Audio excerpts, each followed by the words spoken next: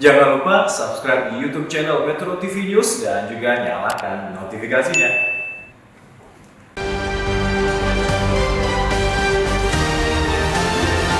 Saatnya stop PTM 100%.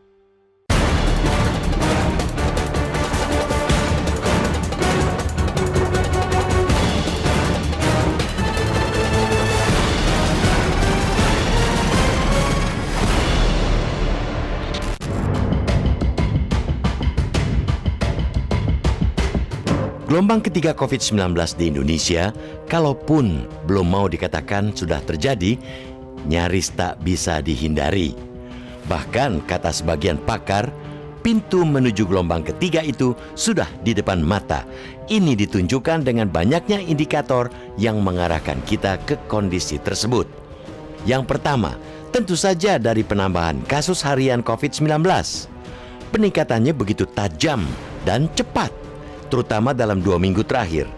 Bahkan kemarin, Rabu 2 Februari, COVID-19 di tanah air bertambah 17.895 kasus. Sehari sebelumnya juga sudah tinggi, yaitu 16.021 kasus.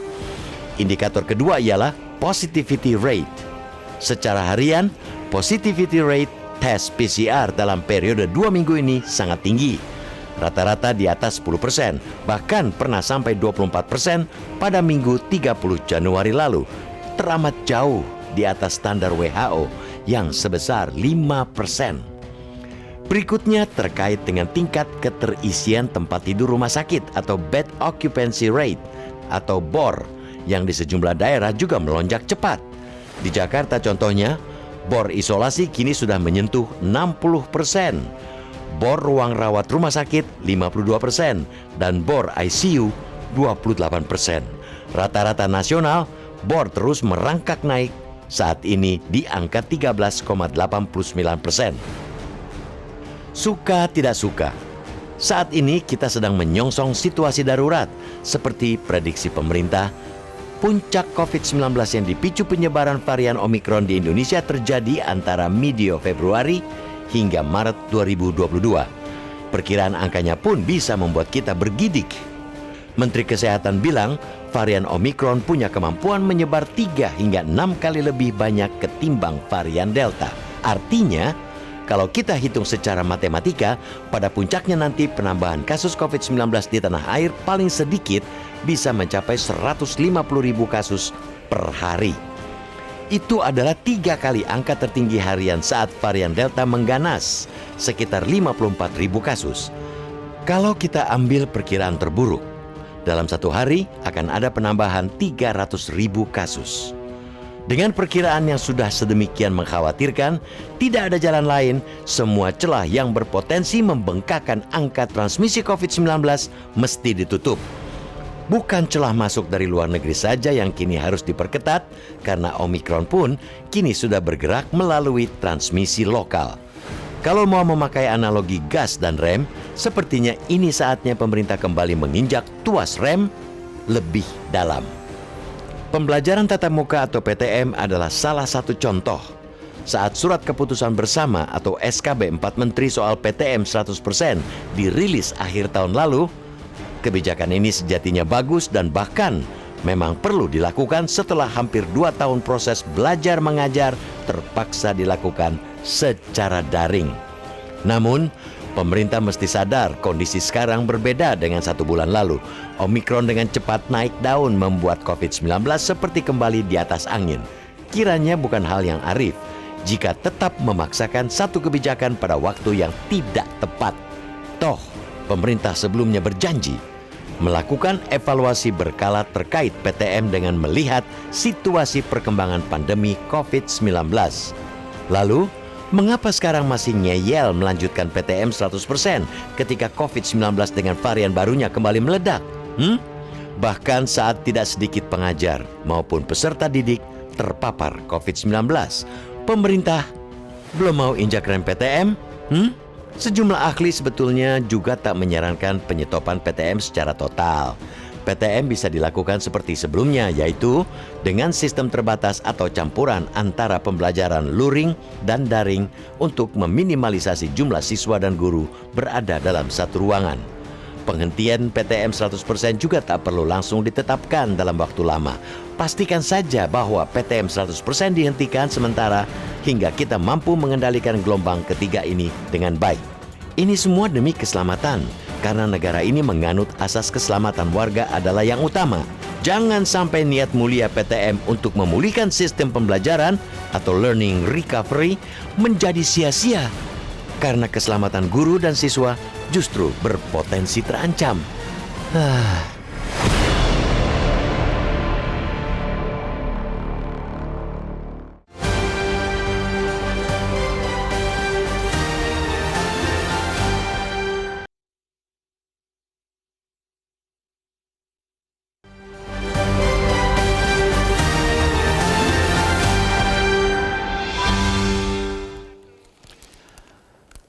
Selamat pagi pemirsa. Saat kita menghadapi peningkatan kasus COVID-19 yang diduga adalah karena Omikron, kita melihat juga di saat bersamaan pendidikan tatap muka 100% di sekian daerah masih terus berjalan.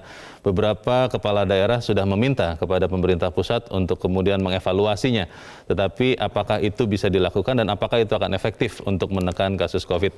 Kita akan membahas editorial pada hari ini Kamis 3 Februari 2022 dengan tajuk Saatnya Stop PTM 100% bersama saya Leonard Samosir, dan Anda juga bisa mendengarkan editorial Media Indonesia ini juga lewat MG Radio, dan para pendengar juga bisa menyatakan pendapat Anda dengan menelepon nomor 021 583 9900. Dan pemirsa, pagi ini telah hadir di Studio Metro TV anggota Dewan Redaksi Media Group Eko Ramawanto. Mas Eko, selamat pagi. Selamat pagi, Leo. Sehat-sehat, Mas? Sehat, alhamdulillah. Masih pakai masker?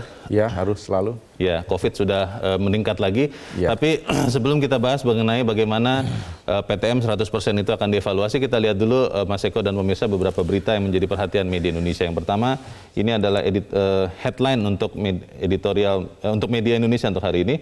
Saatnya tarik rem darurat. Ya. Nah, ini saya terus terang belum melihat ada rem biasa. Kalau di mobil itu mungkin rem diinjak di kaki begitu.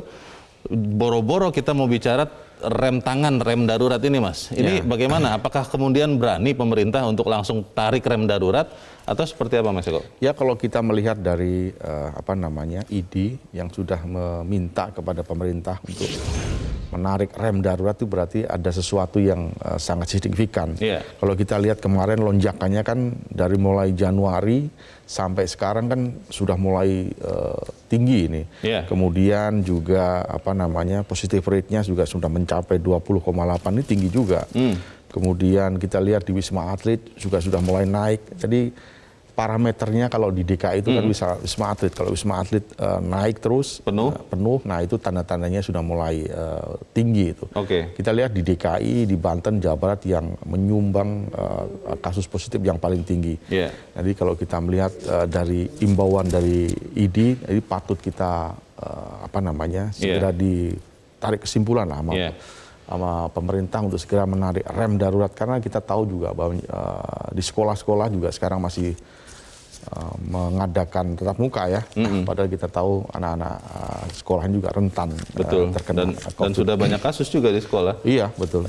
Kita harapkan pemerintah berani ya untuk dan kemudian konsisten untuk menarik rem supaya kemudian masyarakat juga melihat bahwa benar situasi ini sudah mulai meningkat kegawatannya. Karena kalau beberapa teman mengatakan begini, Mas Eko, ya memang kasus bertambah ya, kemarin 16.000 kasus pertambahan sehari, tapi kan angka kematiannya masih kecil katanya. Nah, betul. Itu yang mungkin membuat kita bisa terlena. Tapi nanti kita bahas lebih jauh khususnya soal PTM di editorial ya, Mas Eko. Kita tinggalkan itu, kita ke berita selanjutnya masih dari halaman 1 di bagian bawah di harian Anda, pemirsa. Ini masih terkait dengan COVID-19, Kapolri membentuk tim untuk mengusut mafia karantina.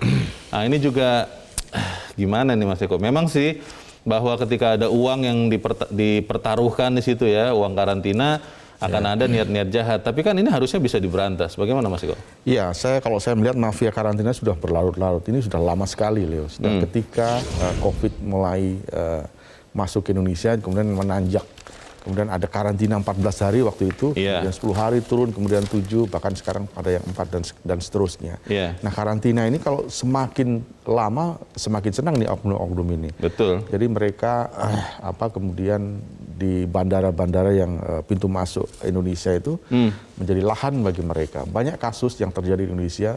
Saya pernah mendapat kabar, telepon, WA dan lain-lain yang dari teman-teman saya yang datang dari luar negeri Iya. mengatakan hal-hal yang demikian, bahwa karantina itu masih marak di Bandara Soekarno-Hatta misalnya. Mafia karantina ya. Ya, misalkan salah satu contohnya begini, ketika Anda sudah oke deal dengan mafia karantina itu diantar ke salah satu hotel misalkan, kemudian malamnya dini harinya dijemput untuk pergi. Nah, ini banyak terjadi di Jakarta. Jadi apa yang dikeluhkan oleh Pak Jokowi saya kira harus segera dituntaskan oleh Kapolri dengan membentuk tim mafia ini. Banyak sekali kejadian nih di Jakarta. Ya, tapi juga mungkin Kapolri harus didukung juga oleh Panglima TNI ya. Oh Karena iya, konon katanya kan ada oknum-oknum juga yang di luar jangkauan Polri begitu loh Mas Eko. Iya, pasti itu Iya harus kan? didukung. Ya, kita harapkan ini bisa benar-benar dilakukan supaya ya karantina itu bisa menekan juga pertambahan COVID di Indonesia. Kita tinggalkan itu, kita ke halaman 2, ke berita selanjutnya pemirsa. Pandemi berpotensi hambat pemulihan. Ya. Ini mungkin yang kemudian benar-benar dihindari pemerintah, makanya pemerintah sangat berhati-hati untuk menarik rem itu, Mas Eko. Betul. Bagaimana, Mas? Ya, kalau itu kan kita harus hati-hati boleh, tapi jangan sampai kemudian keselamatan warga, keselamatan anak-anak sekolah Iya. ya, itu menjadi diabaikan. Dipertaruhkan ya? Betul, dipertaruhkan.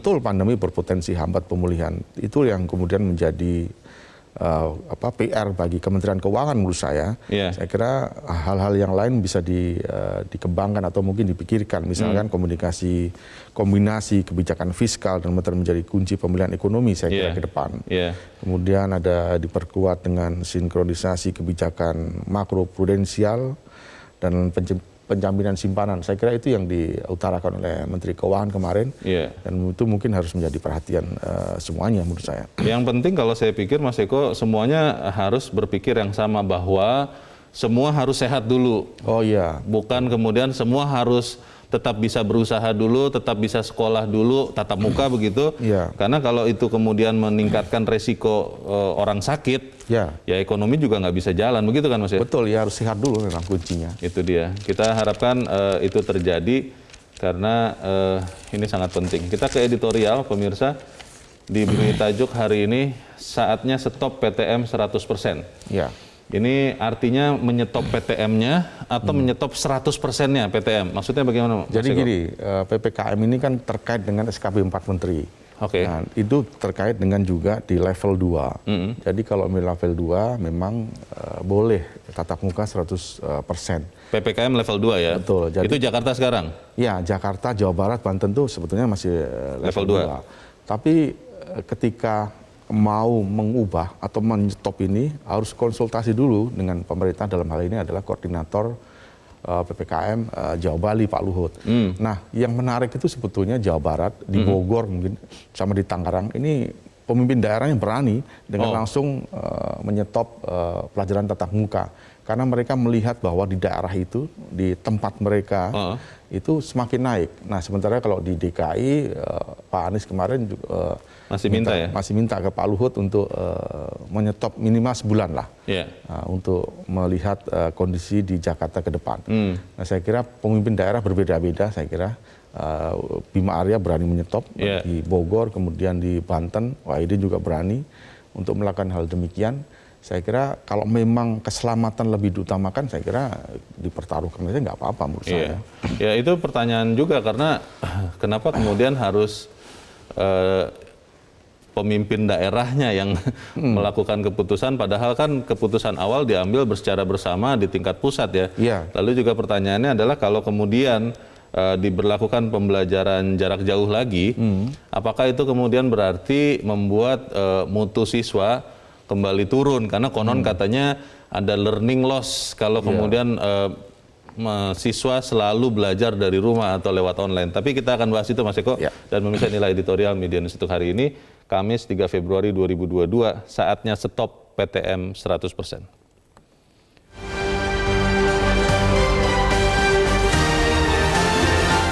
Saatnya stop PTM 100%.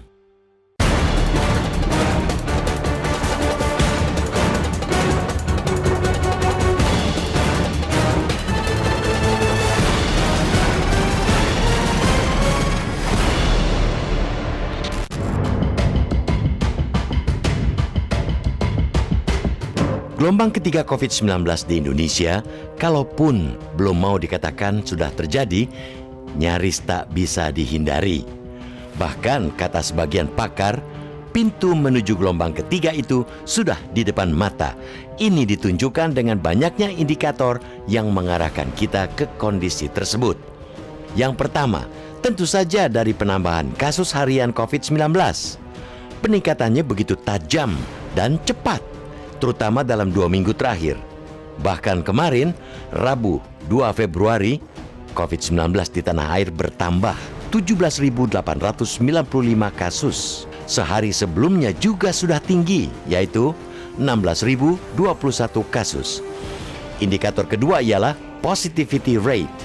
Secara harian, positivity rate tes PCR dalam periode 2 minggu ini sangat tinggi. Rata-rata di atas 10%, bahkan pernah sampai 24% pada minggu 30 Januari lalu.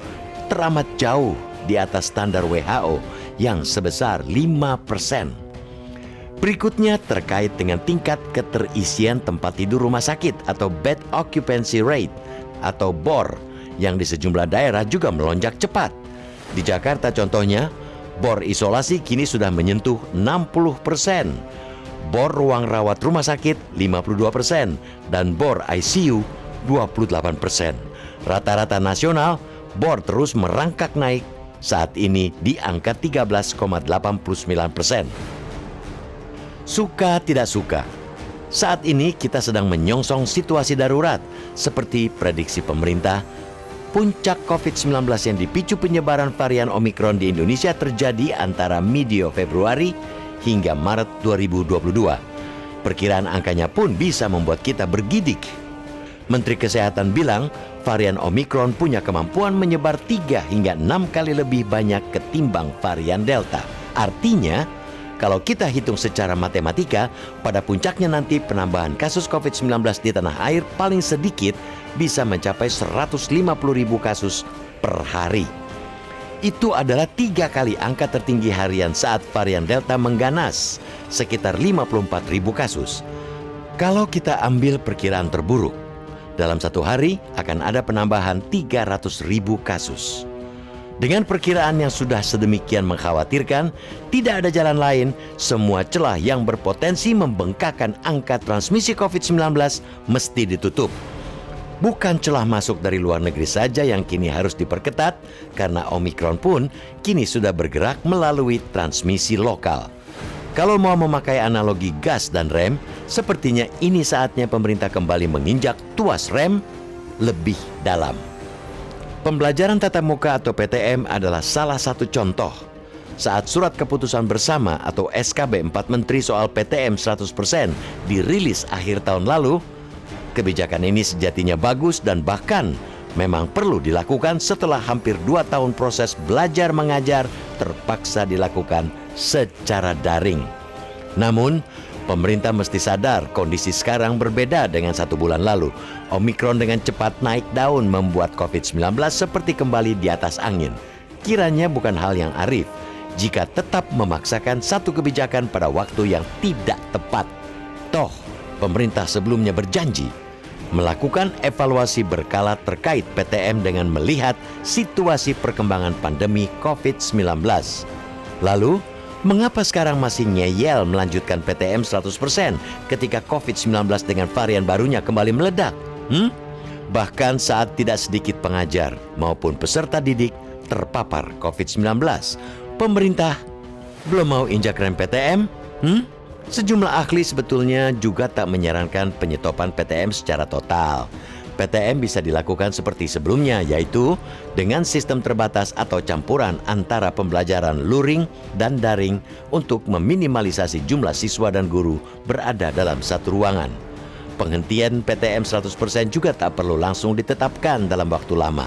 Pastikan saja bahwa PTM 100% dihentikan sementara hingga kita mampu mengendalikan gelombang ketiga ini dengan baik. Ini semua demi keselamatan, karena negara ini menganut asas keselamatan warga adalah yang utama.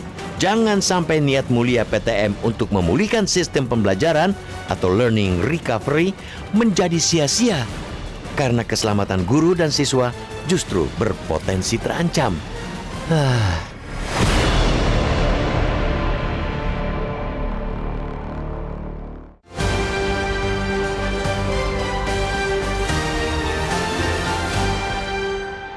Di bagian berikut Anda bisa ikut menyatakan pendapat Anda, pemirsa. Untuk saat ini, tetaplah bersama kami.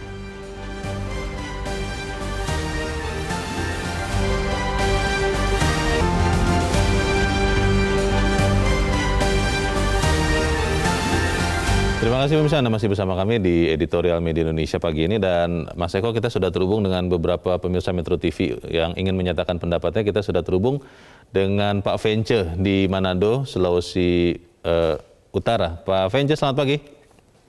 Selamat pagi, Bung Leo. Selamat pagi, Pak Eko. Selamat pagi, Pak Vence. Bagaimana, Pak? Jadi begini barangkali, Bung Leo.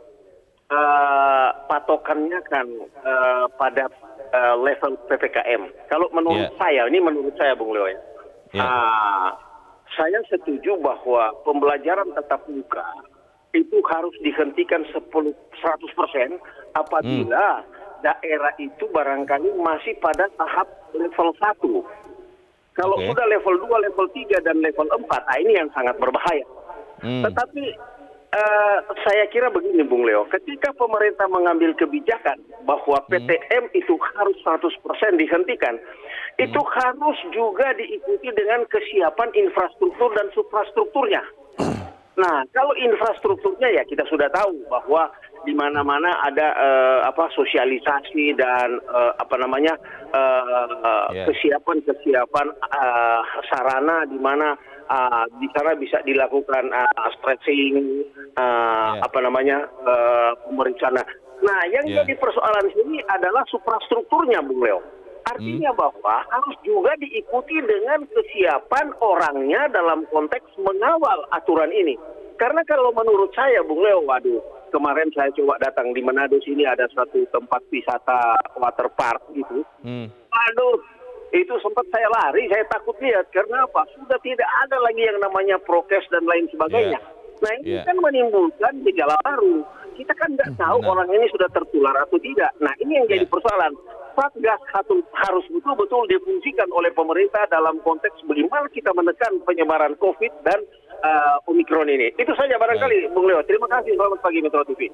Terima kasih Pak Vence di Manado, Sulawesi Utara. Di belakang Pak Vence ada Pak Sukiwi di Medan, Sumatera Utara. Pak Sukiwi, selamat pagi. Ya, selamat pagi, Bung Leo. Selamat pagi, Mas Eko. Selamat pagi, Pak Sukiwi. Bagaimana, Pak? Anda setuju untuk saat ini stop dulu PTM 100% atau seperti apa pendapat Anda? Silakan, Pak. Ya, pendapat saya, ya kalau memang levelnya itu, kalau memang sudah wajib untuk PTM itu berhenti 100%, ya harus dihentikan. Tapi kalau levelnya masih belum mencapai itu, ya mungkin kita kasih kesempatan. Karena memang betul keselamatan itu lebih penting. Ya, apabila orang kalau udah tidak selamat, nggak ada arti itu pendidikan dalam hidupnya.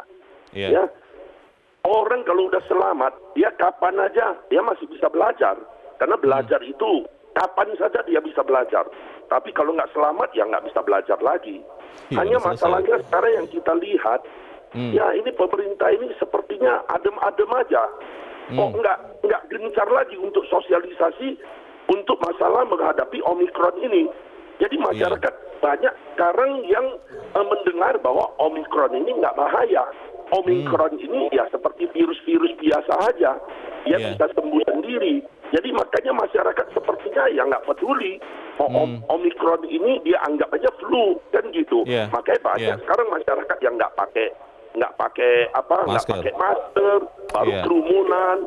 Ya seperti kami Sumatera Utara lah. Sekarang yang kena COVID itu sudah naik 130 lebih per hari kan gitu.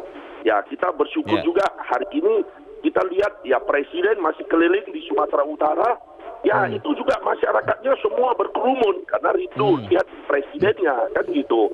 Tapi kita tahu dengan berkerumun ini masyarakat ini dan tidak ada satgas yang mengingatkan untuk pakai masker atau nggak boleh berkerumun, masyarakat sudah beranggap ini virus ini atau Omikron ini nggak ada di Sumatera Utara. Padahal ini berbahaya. Jadi harapan kita, mari sosialisasi terus, ingatkan terus, apalagi di kelas-kelas belajar ini kalau kumpul itu paling cepat itu penyebaran virus melalui kelas-kelas belajar. Terima kasih. Terima kasih Pak Sukiwi di Medan, Sumatera Utara. Selamat pagi. Di belakang Pak Sukiwi ada Ibu Indra di Cirebon, Jawa Barat. Bu Indra, selamat pagi Bu. Selamat pagi Bung Leonard Samosir dan Bung Eko Rahmawanto. Assalamualaikum warahmatullahi wabarakatuh, Metro TV. Waalaikumsalam warahmatullahi wabarakatuh. Silakan Bu Indra, bagaimana Bu pendapat Ibu? Bung Leo, saya jadi berpikir kalau pemerintah pusat memberikan aturan, apakah pemerintah daerah menurut begitu saja tanpa melihat situasi? Nah, gimana? Jadi apa fungsinya pemerintah daerah yang sampai ke RT RW itu sekarang digalakan itu? Bukankah harus bisa mengambil kebijakan daerah? Jelas aturannya untuk dalam pandemi COVID-19 ini harus pembatasan mobilitas, kemudian protokol kesehatan yang dijalankan dengan ketat, lalu vaksinasi dipercepat. Nah, bisa kan dilihat oleh para yang berwenang itu kejadian-kejadian di daerahnya dan diatasi dengan kebijakannya sendiri. Kemudian Satgas COVID itu, bukankah itu tugasnya masih nih? Kok memang tadi juga dikatakan sepi-sepi saja? Apakah tidak bisa mengaktifkan kerjanya untuk segera menangani lonjakan Omikron ini? Sebab kalau peningkatan kasus sudah tidak terkendali, kan pemerintah daerah juga sampai ke RT RW yang susah. Nah, jadi berusahalah bijak untuk menafsirkan aturan dari pemerintah pusat. Terima kasih. Assalamualaikum warahmatullahi wabarakatuh. Waalaikumsalam warahmatullahi wabarakatuh. Terima kasih Bu Indra di Cirebon, Jawa Barat. Para pemirsa, Mas Eko kelihatannya setuju dan berharap sebetulnya gaung ataupun penyadaran masyarakat itu digencarkan lagi supaya memang kita tahu ini situasi tidak aman-aman saja. Bagaimana Mas Eko? Iya. Kita melihat di beberapa media, di televisi, kita melihat di pemberitaan juga. Kalau kita melihat di olahraga itu sudah dibatasi, misalkan sepak bola, nggak ada itu namanya penonton. Tapi di musik masih ada, Leo. Kemarin kita di Subang ada salah satu grup musik. Nah itu kemudian menjadi viral. Saat ini ditutup sudah dan mungkin akan diperiksa orang-orangnya. Kemudian Imlek di Bandung juga itu pawai atraksi barongsai juga dikerumun massa. Nah hal-hal itu sebenarnya bisa diantisipasi oleh aparat, oleh pemerintah setempat. Jadi kalau memang sudah ada kerumunan ya dibubarkan. Jangan sampai kemudian ketika sudah ada kerumunan besoknya baru dipanggil. Sudah terjadi itu kerumunan dan potensi untuk penularan semakin tinggi. Nah hal semacam itu kan harus diantisipasi oleh pemerintah daerah. Jangan sampai kemudian timbul klaster baru di sana kan banyak. Itu salah satu contoh saja. Kemudian yang diutarakan sama Bu Indra tadi, Pak Sukiwi maupun Pak Vence, saya kira memang betul semua. Saya kira memang kita harus antisipasi kalau kita melihat lonjakan yang terjadi di Indonesia. Pertanyaannya Mas Eko, apakah karena memang, maaf kalau saya harus mengatakan, karena kasus kematian itu memang tidak bertambah dengan signifikan saat ini, sampai kemudian kita semua masih senang berwacana terkait dengan PTM 100%. Kita akan bahas selepas jeda. Dan pemirsa tetap bersama kami, Editorial Media Indonesia segera kembali.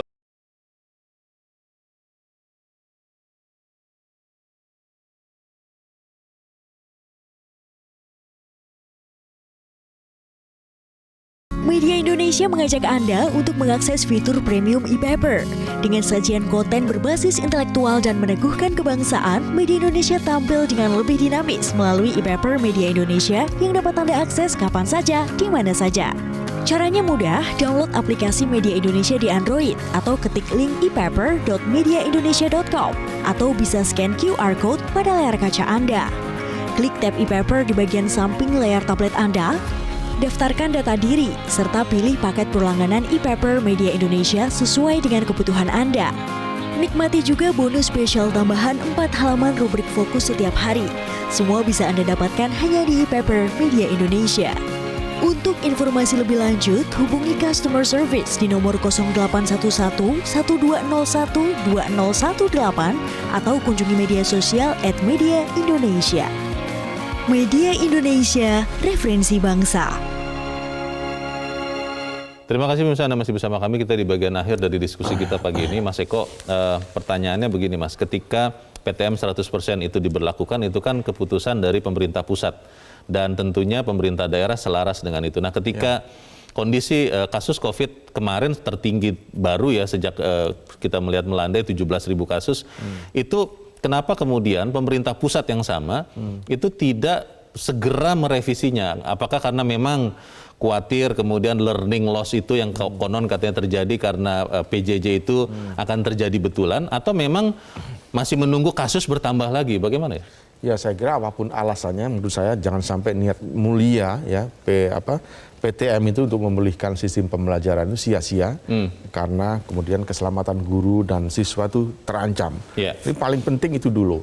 Jadi ketika pemerintah mengetahui bahwa di DKI, di Banten, di Jawa Barat tuh penambahan COVID-nya sangat tinggi, sudah nggak usah pikir-pikir panjang lagi, langsung di stop aja PPKM yang di 3 daerah itu. Stop PTM-nya sama sekali, atau misalnya PTM 100% diturunkan katakanlah menjadi PTM 50% begitu, hybrid, atau bagaimana sebaiknya? Saya kira sama sekali, biar murid pada belajar di rumah lah. Sementara dikasih waktu sebulan untuk melihat pertumbuhan COVID ini. Kalau kita melihat prediksi dari pakar-pakar yang sudah pernah bicara ya, memang di bulan Februari dan Maret ini adalah puncaknya. Jadi ketika sudah ada prediksi itu, kemudian ID juga menyampaikan untuk sementara direm, kemudian Presiden Jokowi juga meminta untuk meninjau ulang. Nah, ini saatnya bagi pemerintah, termasuk menurut saya yang SKB 4 Menteri itu diperbaiki, bahwa di 3 provinsi itu untuk di sekolahnya untuk sementara ditutup dulu. Jadi digeser untuk menjadi pembelajaran di rumah. Jadi minimal sebulan lah, Leo, agar kita melihat kondisi perkembangan COVID sejauh ini. Pertanyaannya adalah kenapa kemudian kelihatannya ya, saya tidak tahu ya, kita kan rakyat ya, kadang-kadang ada jarak yang tidak bisa memahami apa yang dipikirkan pemerintah, dalam hal ini pusat. Itu kemudian membuat untuk memutuskan menghentikan sementara PTM 100% ini kelihatannya susah sekali begitu.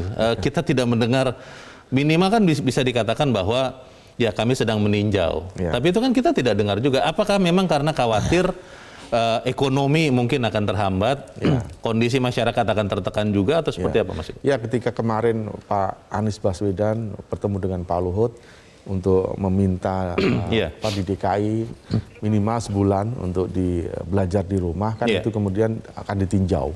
Tentu pemerintah punya maksud tertentu, jadi ada step-stepnya mungkin dilihatnya. Tapi kalau kita melihat tarik ke belakang, memang ketika PPKM belajar di rumah itu memang banyak akibatnya sih.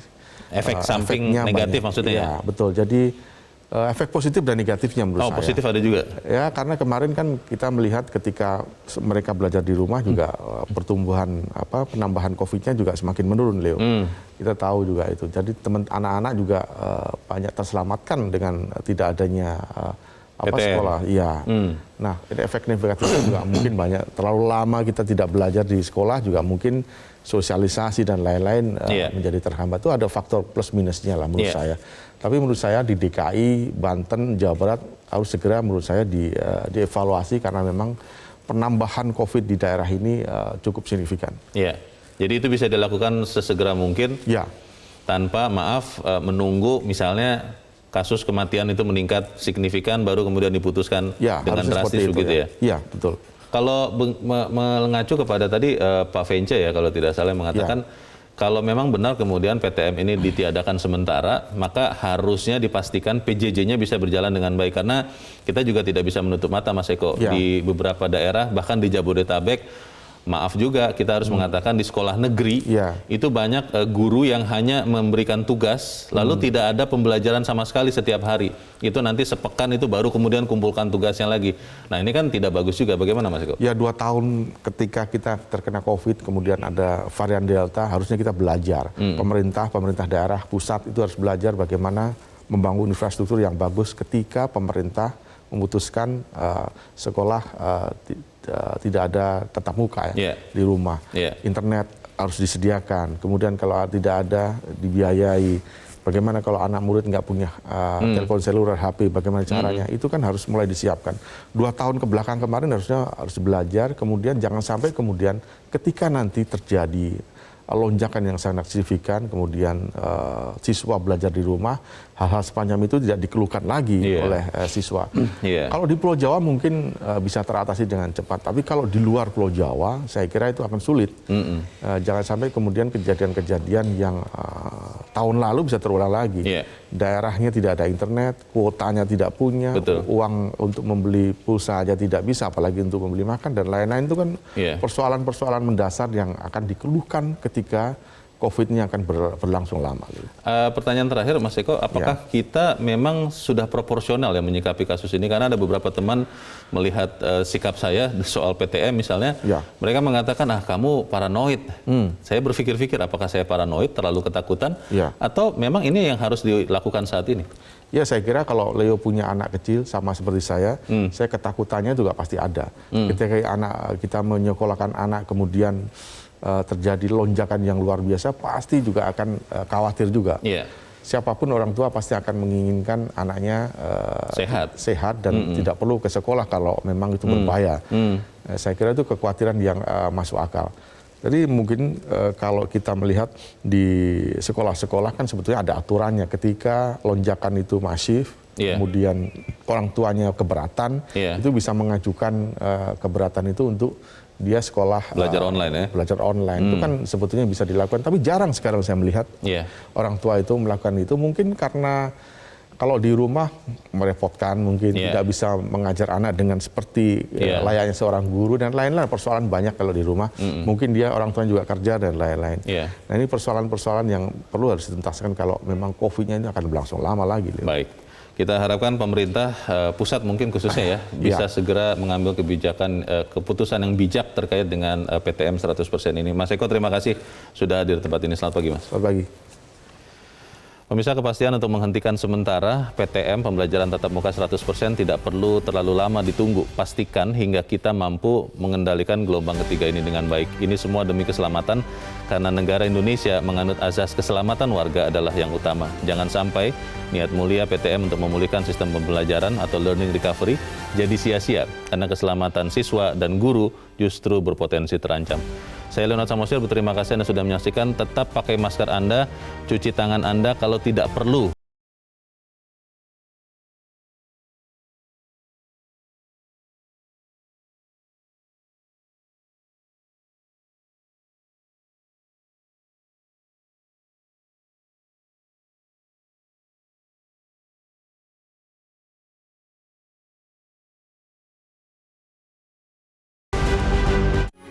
Metro TV,